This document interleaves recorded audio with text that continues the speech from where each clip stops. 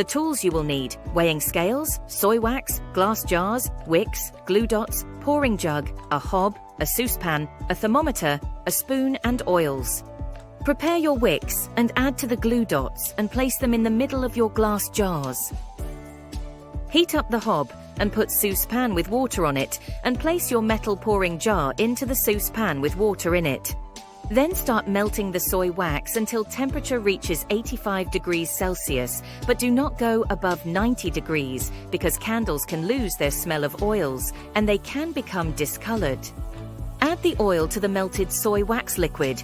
It is recommended to add only 6 to 8%, but it can take up to 10%. Preheat your glass jars to 35 degrees Celsius to help avoid frosting.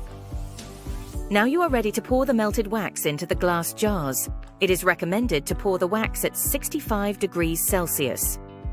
Now leave your soy wax candles for 24 hours. Don't move them around or do anything with them, and keep them at room temperature.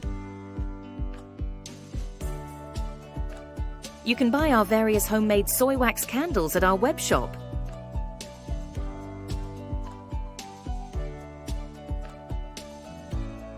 Our candles are also a perfect gift for any occasion.